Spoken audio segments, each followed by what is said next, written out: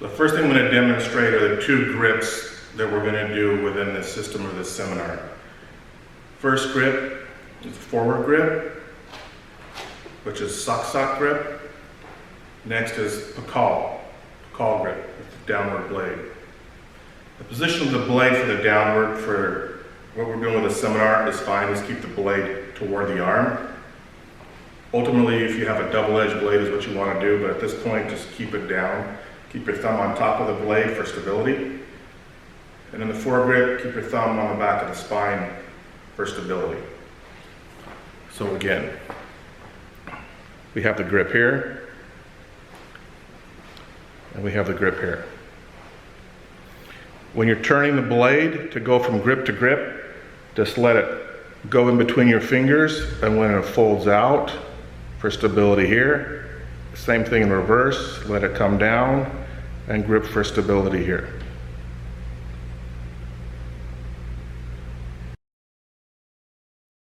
Okay, we're going to the first 12 strikes for the Baraw Sugbo systems, a combination of the sock and the pakal grip. You're going to start in your regular fighting stance with your lead leg and lead arm with the blade forward. Live hand is in the center point. Strike number 1, 2, 3, 4, 5, 6, 7, 8, 9, 10, 11, and then 12. Again, 1, neck, 2, neck, 3, ribs, 4, ribs. Turn the blade over. 5, 6, ribs. 7, neck. 8, neck. 9, downward. 10, reverse, downward. 11, thrust low. And 12, thrust high. So you're here. 1, 2, 3, 4, 5, 6, 7, 8, 9, 10, 11, and 12. 1, 2, 3, 4, 5, 6, 7, 8, 9, 10, 11, and 12. So the 12 basic strikes for the Baraw Sugbo system.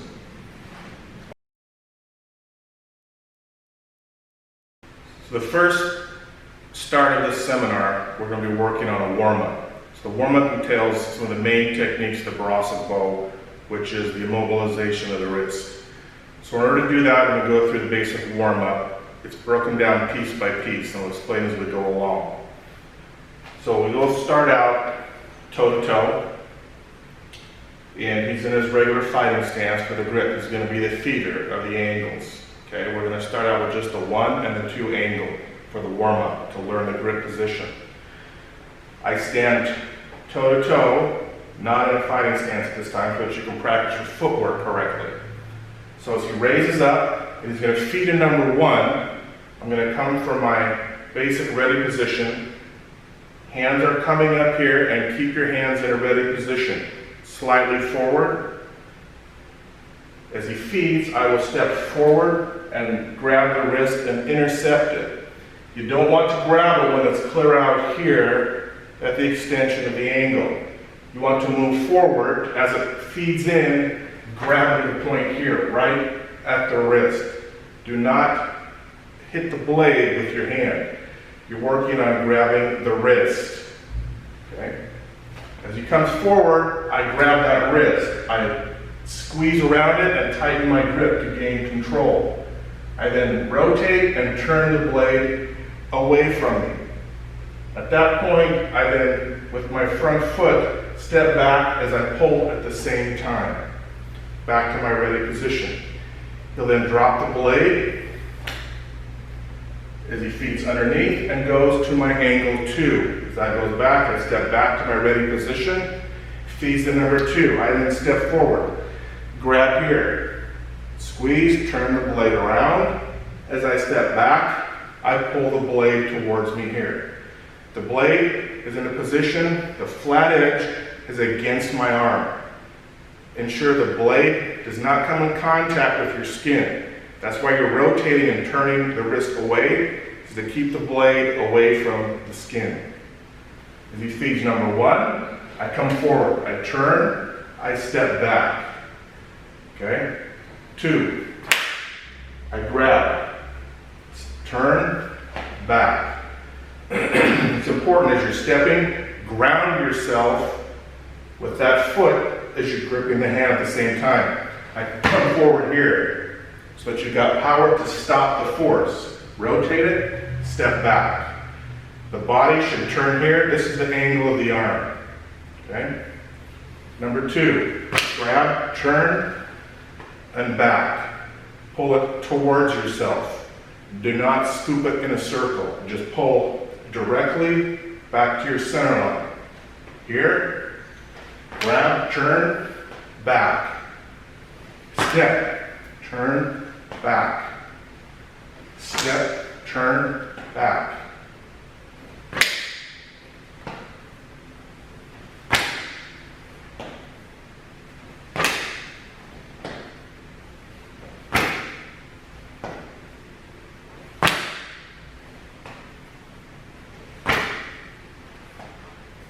Okay.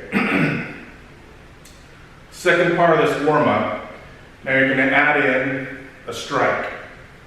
So at this point, as you move later on, the strike can become a different type of an angle where you're striking to the throat, to the eye, different things. But at this point, we're using it to reinforce your grab. In case somebody has a lot of power and you're throwing it in, this rear arm assists in stopping the momentum of the arm. It's important this is not a hack. It's a cut. You're cutting in with your arm at an angle, not hitting down. So now, as he comes forward, I strike in and I come back. This is just to work on the reinforcement of this arm. You're striking where the elbow is, downward a couple inches. Do not hit where the elbow is at. It's at the back. It's on top of this muscle here where there's a pressure point. Okay? You're making contact here to stop that arm. Same thing on the front. As this comes in, I'm striking and hitting here into this nerve on top, into your radial nerve. Okay? So as that comes in, I strike, I step back. The footwork is the same as before. Strike, back, cut, back, cut.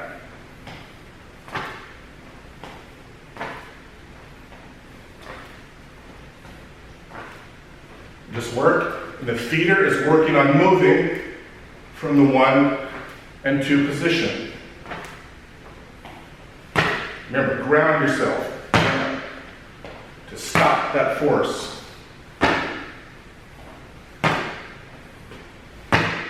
Okay. Next step in this progression now is to put them both together. So you're gripping and striking at the same time. As that comes forward, now I strike and grip at the same time. As that hits, I turn the blade away and I pull the blade towards myself. Move the hand from on top to underneath to grab the wrist in this position.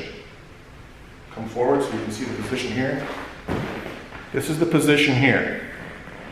I'm moving my arm from here as you turn the blade to come underneath here to gain control. So on top, I'm gripping on top. On bottom, I've got control of the wrist and the blade. Okay?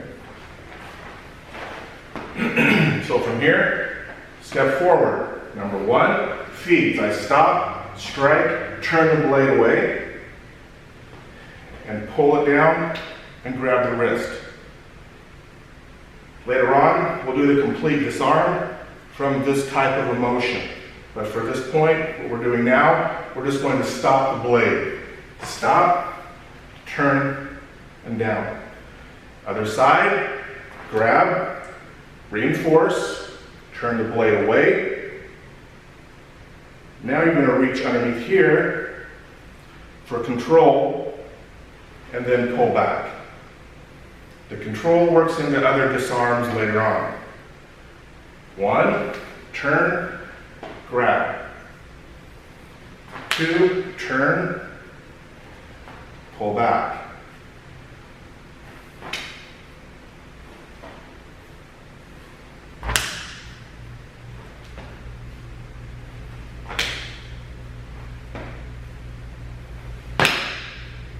Reach under, pull back. Okay, I'll get a little bit of a close-up of the hand grip. So as this comes forward for the number one, you're striking and hitting same time here. Remember, don't get close here where you can get cut with the blade. Grab at the wrist level lower, okay? And keep your arm straight, like catching a baseball, okay? You're reaching out, grabbing the wrist here. This is reinforcing. Once this is seized, turn it away, reach underneath your control position, pull back.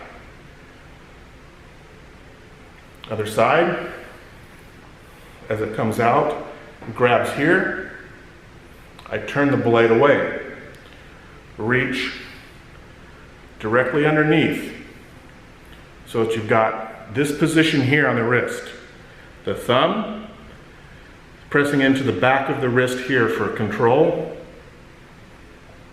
There's an ulnar nerve that comes through here. Essentially, you're pressing on that nerve to assist in releases later on.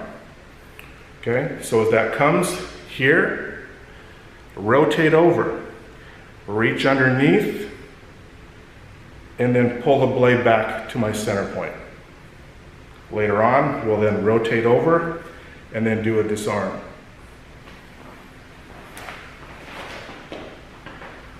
So we'll start again. One, turn and back. Two, turn and back.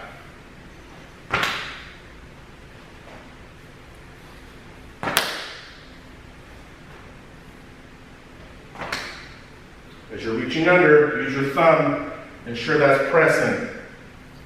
Again, there's a nerve area between the very last joint and the second to the last, like a triangle. I'll show you the position of where your thumb is supposed to be. If you have a triangle here in this position, your thumb is pressing at the top of that triangle for control. Underneath, your hand is gripping this way here. Okay? So later on, as you're pressing and rotating and pulling with the hand, that will assist in doing a takedown and opening this hand to be able to disarm this easier. So again, we're here. Grab, turn, step back.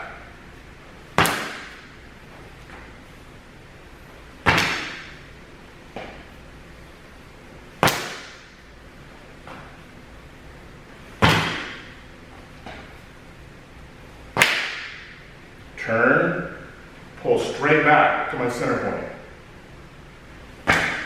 Turn, pull back.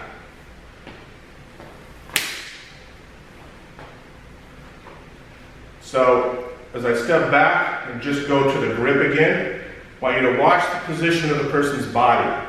They should come towards you easy as you're doing just a twist. I start again, he gives me the number one. I grab.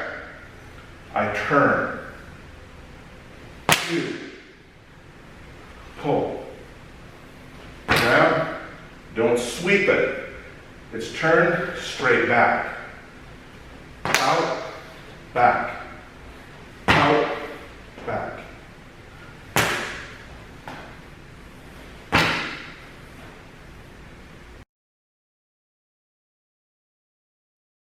I'm going to show a quick example, one of the first takedown applications of the techniques we've been working on for a warm-up. Again, this is not, you don't need to know this for the pre-seminar. This is just an example of how this all works together for a type of disarm that is active, not a passive disarm, which is done in other most other systems that are essentially a one-dimensional attack and technique and a takedown. Okay? This allows the Baraw Sugbo system for resistive variables in an attack, and we go through that in this seminar. It is not a one-dimensional technique, which you see in a lot of other systems. For example, they may do a down technique, person is ready, does a downward technique, and the person strikes, and they disarm. Then they do a few knee strikes, and call that a disarm, or a technique. Baraw Sugbo is extremely far away from that type of a technique for a disarm. That type of a disarm does not allow for any type of resistance variables from the attacker. Once I'm here, it's all only what I will do. Okay? So the Baraw Sugbo system takes into account many, many different types of resistance variables from the attacker. And we go through some of that in the seminar. So as I put together some of the techniques that we worked on is this. I start in my angle, my ready position, my hands are up. He's in his ready position with a blade, attack position. Just like before, he comes forward, I do the number one, block and strike. Foot forward, I'm grabbing the wrist, striking the resistance here with the arm. I rotate the blade away, I reach under, I apply my technique for control. Then as I take the person down, I disarm the blade and apply a lock position and a dislocation in the arm while I have the blade here from the disarm position. Again, it comes forward, block and strike, turn the blade, disarm, in and dislocate the arm while I have control of the blade now at this point.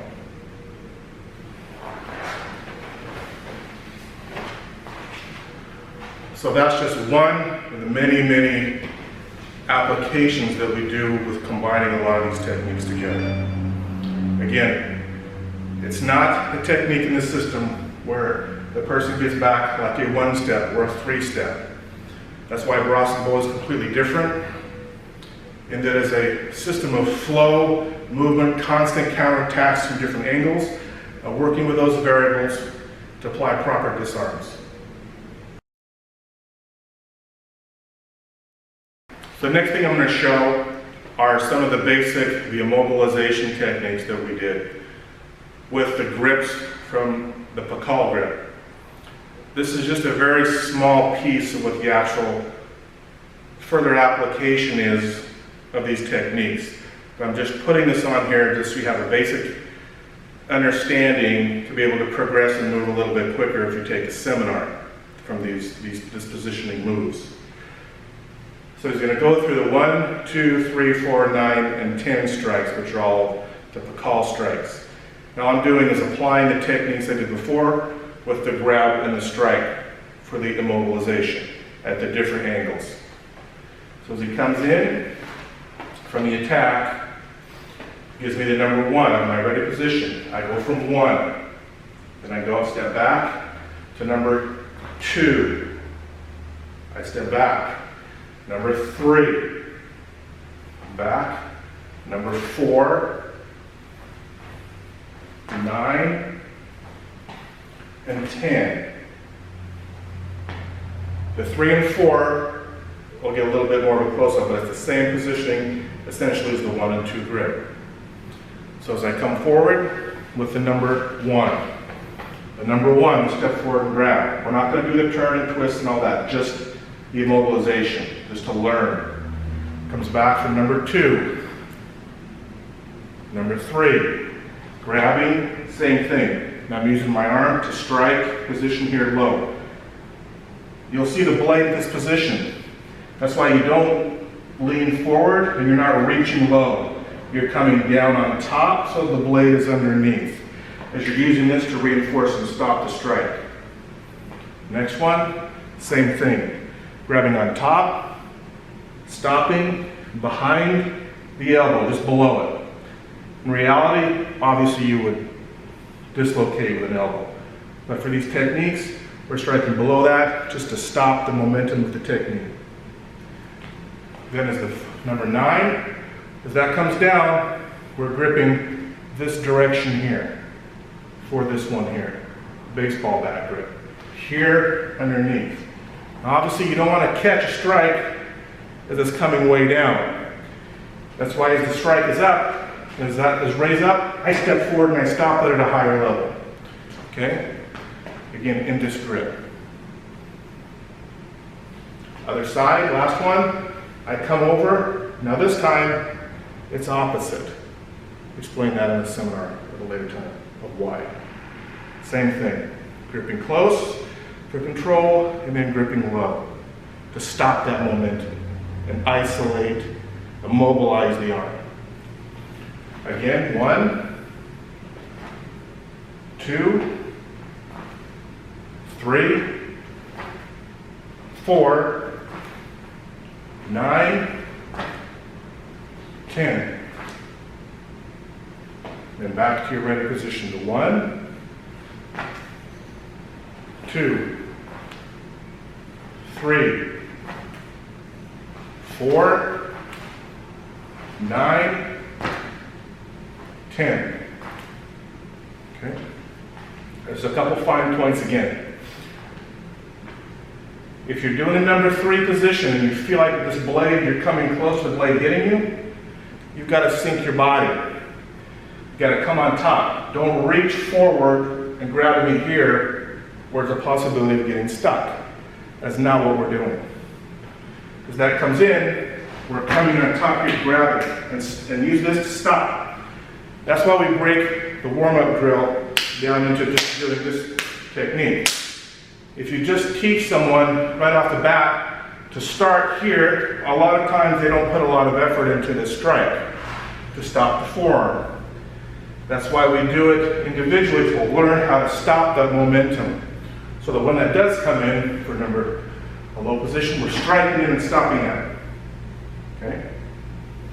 Other side, same thing. Do not reach low where that blade has a chance of making contact. We're coming over the top. Reaching forward and stopping this blade out here. For another type of a disarm later on. Then 9, we're catching it as it's coming up here and starting its downward angle of attack. Then the reverse side, same way. Okay, so that's the last section of the technique to practice before the seminar. It gives you a lot of basic information to work on to accelerate once you take the seminar